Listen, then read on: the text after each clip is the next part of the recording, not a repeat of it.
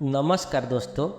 मैं आपको जो कहानी आज बताने जा रहा हूँ, इस कहानी से आप अपने ध्यान को केंद्रित करना सीख जाओगे, मन को शांत करना सीख जाओगे। दोस्तों, यह कहानी भगवान गौतम बुद्ध की है। इस कहानी को ध्यान से पूरी सुनना।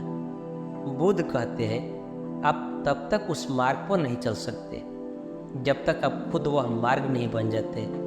लोग सवाल पूछते हैं, मेरा मन नहीं लग रहा, मैं क्या करूं? मैं मन को शांत करना चाहता हूं, एकांत करना चाहता हूं, मन को साधना चाहता हूं, हर तरह के फालतू के विचारों से मुक्ति पाना चाहता हूं, पर मेरा मन कहीं लगता ही नहीं, वो हमेशा भटकता रहता है। आइए इस कहानी के जरिए हम आपको थोड़ा इसे समझाने की कोशिश करते हैं। एक बार गुरु अपने शिष्य को ध्यान साधना सिखा रहे हैं। तभी एक शिष्य बोला, हे गुरुवर, मैं कुछ समझ नहीं पा रहा, क्या मैं आपसे कुछ पूछ सकता हूँ? गुरु जी ने कहा, बिल्कुल पूछ सकते हो।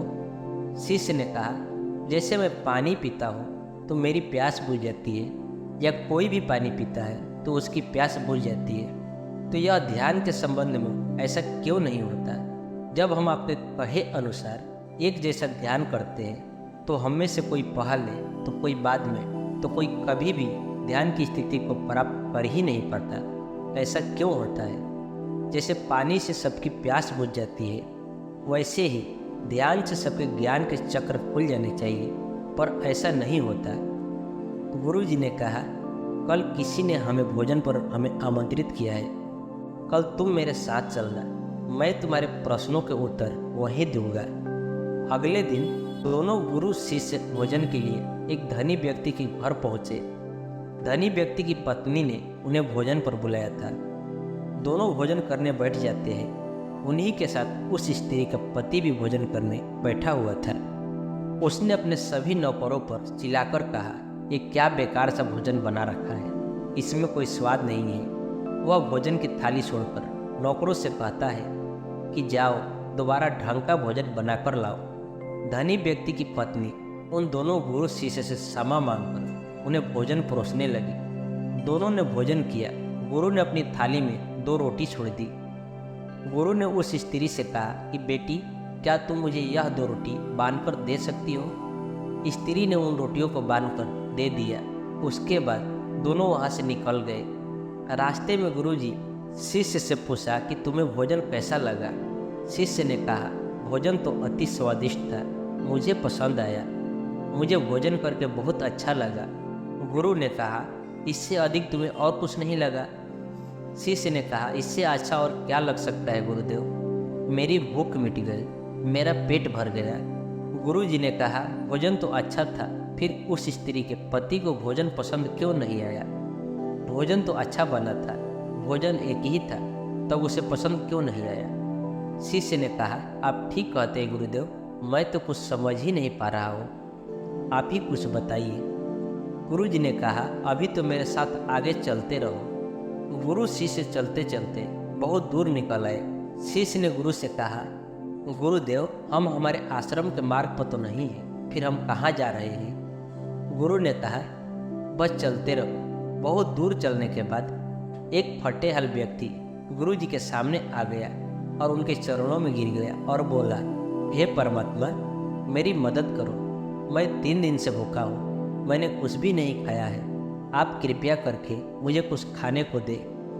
गुरु जी ने उस व्यक्ति को एक पेड़ के नीचे बैठाया और उन 2 रोटियों को निकाल कर दिया जो उस महिला ने उन्हें बांध कर दी थी। रोटियों को देखते ही उस गरीब व्यक्ति की आंखों में चमक आ गया। उसने तुरंत उन 2 रोटियों को लेकर खा लिया। खाते समय उस व्यक्ति की आंखों से आंसू निकल रहे थे। वो रो रहा था और खाता जा रहा था और हाथ से इशारा कर रहा था, जैसे वो किसी अदृश्य शक्ति को कह रहा हो, तेरा धन्यवाद इस रोटी के लिए। खाने के बाद उसने गुरु जी को प्रणाम किया और धन्यवाद कहा। गुरु जी ने उस व्यक्ति से पूछा कि भोजन का स्वाद कैसा था? उसने कहा, स्वाद तो था ही नहीं, केवल जीवन और परमात्मा था। ये रोटियां नहीं थी, यह तो साक्षात जीवन था। यह कहकर वह व्यक्ति वहाँ से चला गया। गुरु ने शिष्य से कहा, देखो, भोजन वही था, लेकिन एक व्यक्ति को उसमें स्वाद नहीं आता। तुम्हें उसमें स्वाद आया, तुम्हें भोजन पसंद आता है, लेकिन वही एक व्यक्ति को इस भोजन में स्वाद नहीं आता, बल्कि वह इसमें ईश्वर, परमेश्वर और जीवन को देख लेता है। इसी से पता चलता है कि व्यक्ति और भोजन की तृप्ति में भी अंतर है। पहले व्यक्ति की इसमें कोई तृप्ति नहीं होती, तुम्हें थोड़ी तृप्ति होती है, और इस व्यक्ति को अनंत तृप्ति होती है। ऐसा ही ध्यान के संबंध में होता है। जिसको जितनी ज़्यादा प्यास होती है वो उतनी ही जल्दी मार्ग बना लेता है। उस शिष्य की जिज्ञासा का समाधान हो गया था, उसके प्रश्नों का उत्तर उसे मिल गया था, लेकिन प्रश्न का उत्तर अभी हमारे नहीं मिला। प्रश्न था, मन क्यों नहीं लगता। दोस्तों, जो लग जाए वह मन नहीं है, मन का स्वभाव ही है भावना। जब हमारे पास कोई चीज़ अत्यधिक होती है तब मन उससे भागने लगता है। जैसे उस धनी व्यक्ति का मन जिस भोजन से भाग रहा था, जो उसके लिए आम बात। लेकिन जब कोई चीज़ हमारे पास सीमित मात्रा में होती है और हमें मिल भी जाती है, तब हमारा मन उससे जुड़ा भी रहता है और हम उस चीज़ की थोड़ी बहुत अहमियत भी रखते हैं। जैसे उस शिष्य का मन जो उस भोजन से थोड़ा बहुत जुड़ा हुआ था, तो उसने उस भोजन के स्वाद को भी जाना। लेकिन जब हमें कोई चीज़ चाहिए होती है और वह हमारे पास नहीं होती है, तो पहले हमारा मन उस चीज़ के लिए बहुत ललायित रहता है। वह हर हाल में उसे पा लेना चाहता है। लेकिन जब कोई चीज़ प्राणों से जुड़ी हो, जैसे कि वह 2 रोटी, और जब बात प्राणों पर आ जाए तब मन गायब हो जाता है। तब आप स्वाद नहीं देखते, भोजन के प्रकार नहीं देखते, तब आपको सिर्फ भोजन चाहिए होता है। तब आप एकाग्र हो जाते हैं भोजन के लिए। जो मिले उसी में आपको आनंद आ जाता है। स्वाद हो या ना, आपके प्राण अंदर तक उसे स्वीकार कर लेते हैं। और यह तब होता है जब मन नहीं होता। हम हमारे मन को लगाने की बहुत कोशिश करते हैं। कुछ पढ़ाई में मन लगाने की कोशिश करते हैं, तो कुछ अपने काम में मन लगाने की कोशिश करते हैं। लेकिन आपने देखा होगा कि मन कहीं नहीं लगता, और यह लग भी नहीं सकता, क्योंकि इसका किसी चीज़ में लगना है ही नहीं, बल्कि इसका काम है आपको भगाना इधर से उधर। मन संतुष्टि को नहीं जानता, वह केवल पाना जानता है। पाने के बाद भूल जाना जानता है।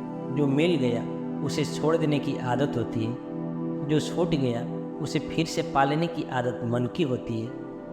अपनी ही जिंदगी के पिछले हिस्से को देखें और जाने कि क्या आपका मन कहीं लगा है, कहीं रुका है, जब वह केवल आपको अभी तक भगा रहा है। अब सवाल आता है कि अगर मन का काम भावना या फिर भगाना ही है, तो क्या जिंदगी भर हम भागते ही रहेंगे? क्या हम कहीं रुकेंगे नहीं? ध्यान से देखो तो जिंदगी ऐसी ही है। जन्म से लेकर मृत्यु तक इंसान भागता ही रहता है। कभी किसी चीज़ के पीछे तो कभी किसी दूसरी चीज़ के पीछे। लेकिन फिर भी कुछ इंसान अपवाद हो जाते हैं, फिर वह रुक जाते हैं, भागना बंद कर देते हैं। तब चीज़ें उनके पीछे भागती है, वह किसी चीज़ के पीछे नहीं भागते। इसका सबसे बड़ा उदाहरण स्वयं गौतम बुद्ध है। हम आम लोग कैसे अपने जीवन में ठहराव ला सकते हैं, कैसे हम अपने जीवन में एकाग्रता ला सकते हैं, कैसे हम अपने जीवन में अपने मन को अपने आप नियंत्रित करने से रोक सकते हैं। और इसका एक ही रास्ता है, वह है ध्यान। ध्यान व्यवस्था लाता है। मन भागता है तो ध्यान ठहराव बुलाता है। मन भागता है तो ध्यान ठहराव लाता है। मन लालच देता है, ध्यान लालच को देखने की दृष्टि देता है। मन कहता है दूसरी चीज़ को पकड़ लो, ध्यान कहता है जो जो मिला है उसे पहले जान लो। ध्यान एकाग्रता लाता है, लेकिन ध्यान को लेकर भी हम भ्रमित रहते हैं। ध्यान का मतलब आंखें बंद कर बैठ जाने को ही समझ लेते हैं। एक छोटी बच्ची बहुत अच्छी बांसुरी बजाती है। जब वो बांसुरी बजाती है तब उसके सुर में खो जाती है, तब उसका मन गायब हो जाता है। उसके प्राण केवल उस बांसुरी की धुन में रम जाते हैं और यही उसका ध्यान बन जाता है। लेकिन ऐसा इसलिए होता है क्योंकि इस लड़की की उस बांसुरी में रस आता है, आनंद आता है। यही उसकी प्रकृति है। वो वही कर रही है जो हो सकती है। एक अध्यापक है, जब वो अपने छात्रों को पढ़ाता है तो उसमें खो जाता है। वो अपने प्राणों से उसे पढ़ाने का आनंद लेता है, उसमें उसकी रुचि है। यही उसकी प्रकृति है। जब वो पढ़ा रहा होता है तब उसके मन में कोई हलचल नहीं होती। वह तब ना तो भूतकाल की बात सोचता है ना भविष्यकाल की। वो केवल वर्तमान के क्षण में ही रहता है। और यही उसका ध्यान है। जो व्यक्ति जो है अगर वो वही होने लगे तो उसमें उस स्वतः से ही ध्यान घटित होने लगता है, वो एकाग्र होने लगता है। लेकिन जब व्यक्ति कुछ होने की कोशिश करता है तो उसका मन हावी होने लगता है, एकाग्रता टूट जाती है और तब वो भागते रहते हैं। सब कुछ पा लेते हैं तभी सोचते हैं कि कुछ रह गया है, और ये अधूरापन कभी पूरा नहीं होता है। क्योंकि जो आप हो सकते थे, जो आपकी प्रकृति थी, वो आप नहीं हुए, बाकी सब कुछ हो गए। ऐसे ही आप हमेशा अधूरे रह जाते हैं। तब मन कहीं नहीं लगता। मन की प्रकृति ही लगने की नहीं है। जो लगता है वो एकाग्रता है, वह ध्यान।